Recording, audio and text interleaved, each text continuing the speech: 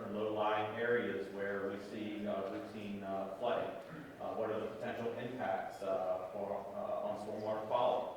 It's been well documented as stormwater runoff occurs, that what's on the surfaces and on those impervious surfaces comes with it. So if there's pollutants on the surfaces, if there's fertilizer, if there's pet or wildlife waste, that can get washed into our system. So we need to understand the impacts of those. So the first step is to assess the existing conditions, and then the second step is to move forward and look at what are some potential recommendations, both from a structural standpoint, where we install new infrastructure or rehabilitate old infrastructure, or even a non-structural standpoint related to ordinances and programmatic recommendations. This project, what we really want to do is develop opportunities that we can take advantage of as they come about. So for instance, we look at what grant opportunities are there. So this report is going to be some of the background information that we need to apply for grant opportunities. One of those, an example, would be EPA 319. So you have to have this report in place before you go and apply for that money to be able to install some of these projects. And there's other funding opportunities through the state of South Carolina, through the South Carolina Office of Resilience, through FEMA. So again, this project really performs that background, and we can take advantage of those opportunities. We also want to take advantage of redevelopment.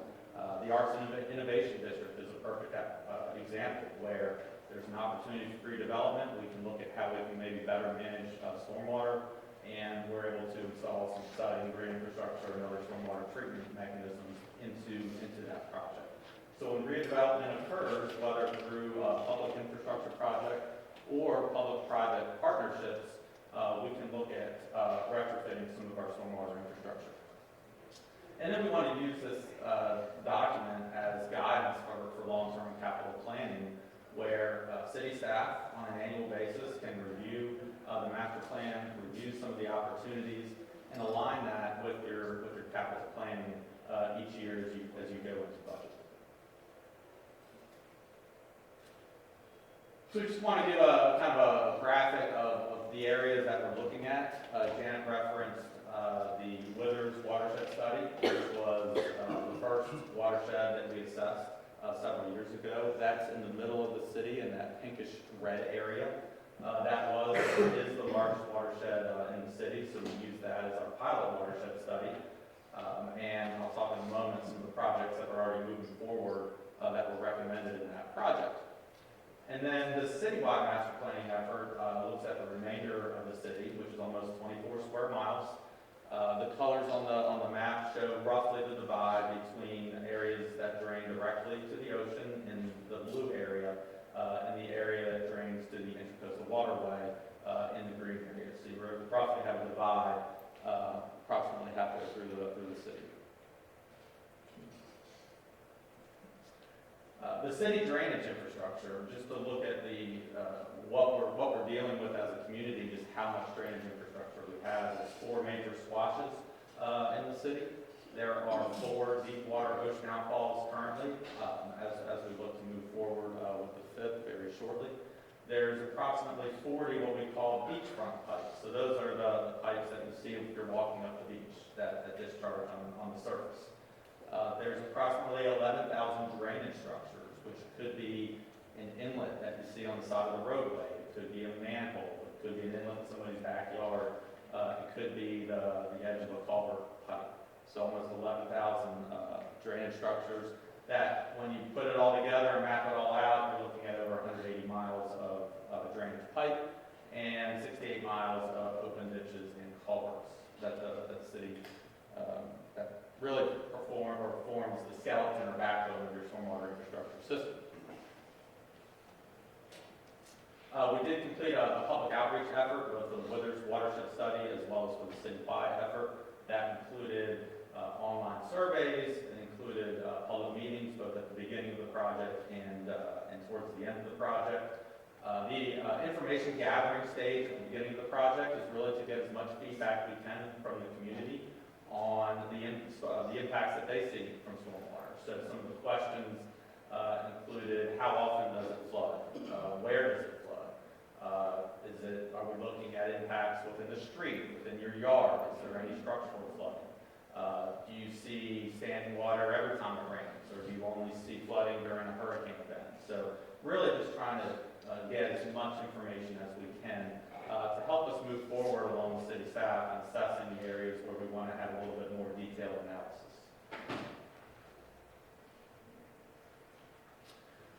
The types of project opportunity recommendations are really tiered into 3 different categories.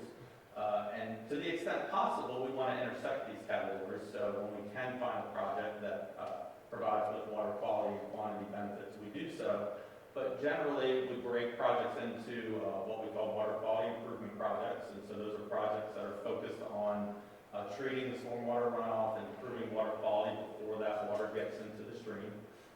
Infrastructure projects, which is more looking at capacity, reducing flood risk. And it can include increasing the size of your infrastructure, pipes and culverts and channels and ditches. And then the third tier are those beachfront projects that we talked about previously.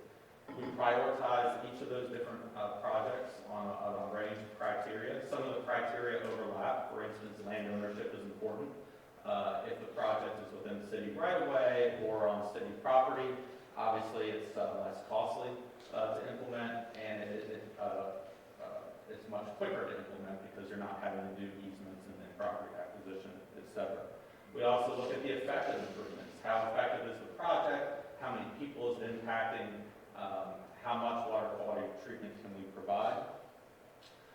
We look at whether city construction crews can complete the project. So some of the smaller infrastructure projects, city crews may be able to go out and make those improvements much more quickly than going out to the private contractor construction industry where you have to bid the project and then you have to get the contractor on board. So we do look for those opportunities that maybe we can advance a little bit more quickly by using the resources that the city has.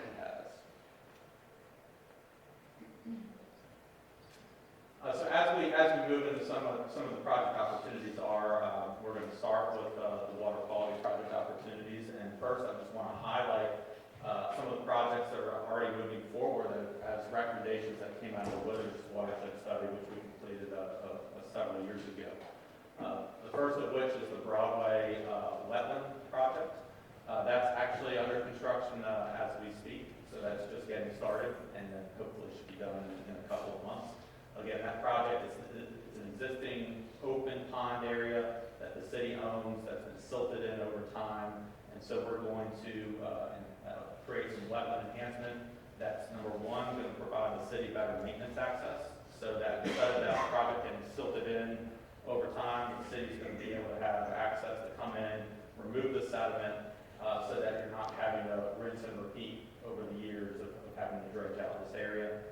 We're going to include wetland habitat and wetland features, and that's going to improve the water quality treatment, improve the amount of pollutants that we can remove from the system.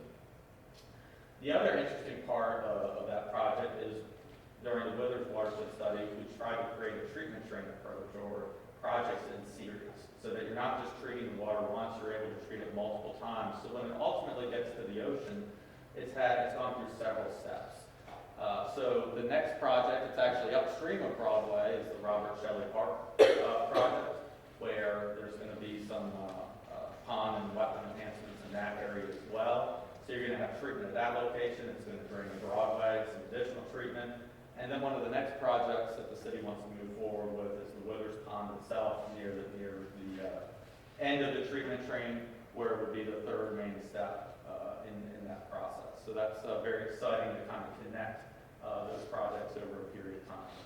And then we've also talked about the Arts and Innovation District, green infrastructure, where there's a lot of exciting stormwater treatment features that are being added in, such as the permeable pavement parking lot, where water can actually infiltrate through the parking area.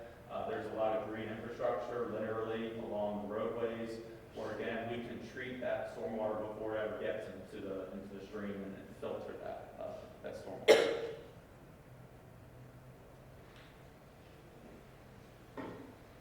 So some of those opportunities that we discussed and what these future projects can look like can be wet pond and wetland enhancements. There want to take advantage of what we already have there, enhance those projects in a cost-effective manner to provide better water quality treatment. One of which is those 4 bay areas where we can remove sediment and just provide better maintenance access. Because none of these features are going to work if we're not able to maintain them. So if city crews can't even get to the location or doesn't have access, they really can't maintain it. So how do we get access, and how can we maintain it on a frequent basis so that we're not having to come back every 10 years and clean out the entire pond? Vegetation is important for filtering stormwater runoff before it gets into the system. So whether that's buffers around the ponds and streams, or some wetland vegetation around the perimeter of the pond itself and the water, again, helps improve water quality treatment. Native vegetation and also water quality outlet structures, which can again treat that first bit of stormwater runoff that carries the majority of pollutants. Typically occurs with 1 inch of rainfall. So if we can capture that amount of rainfall, treat it before it gets back into the system, we're removing the majority of the pollutants associated with that runoff. So the opportunities identified through this project are shown on the map in the screen. So the yellow stars are areas that we identified that had potential, and that was based off of kind of an evaluation, both using the digital data that we had available, such as parcels and land use and topography, and the city infrastructure databases. And then the green circles are ones that we're highlighting as you look through some of the implementation considerations as good opportunities based off of some of those factors. And so, again, we first identified projects looking at potential for pollutant removal and the potential for access and property ownership. And then we moved into assessing what types of funding opportunities we may have, or where redevelopment may occur, or where maintenance is needed. And so that might influence the projects that get identified.